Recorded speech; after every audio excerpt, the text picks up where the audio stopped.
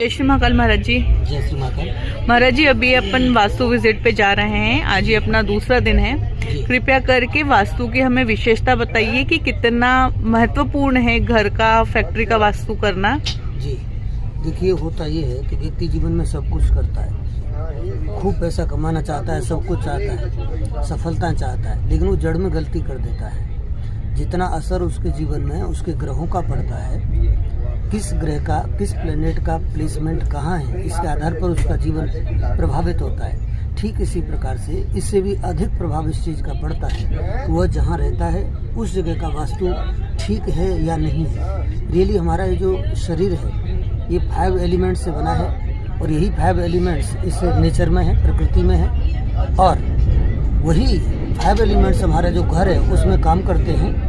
तो उनका जो संयोजन है, उनका जो एक बैलेंस है, उसी को तो वास्तु कहते हैं। तो हमारे घर में जब तक ये 5 एलिमेंट्स का बैलेंस नहीं होगा, जो तत्व जहाँ आता है ये 5 तत्वों में से, उस तत्व से संबंधित वस्तुएं जब तक वहाँ नहीं आएंगी तब तक हमारे घर का वास्तु खराब रहेगा। और वास्तु खराब रहेगा तो हमारा पूरा जीवन खराब रहेगा, उससे प्रभावित होता है। एक उदाहरण के तौर पर मैं आपको बताऊं, जैसे हमारे घर की जो रसोई है, किचन, वह अगर गलत दिशा में हमने ले ली, या तो जैसे वो अग्नि का कोण है, अगर ईस्ट वेस्ट में हम रसोई न बना करके, अग्नि न बना करके ला करके वहाँ अगर हम वाटर एलिमेंट वहाँ ले आते हैं, आप मान लीजिए वहाँ बोरिंग करा देते हैं या पानी वहाँ रख देते हैं, तो निश्चित रूप से आपने अपनी जितनी भी एक आर्थिक विकास की जो यात्रा है, मान लीजिए कि आप उसको ख़त्म कर देते हैं, आपकी प्रोग्रेस रुक जाएगी। जैसे ही ये फायर एलिमेंट आपका खराब हुआ, आपका आग्नेय कोण खराब हुआ, वैसे ही आपके जीवन की आर्थिक समस्याएं शुरू हो जाएंगी।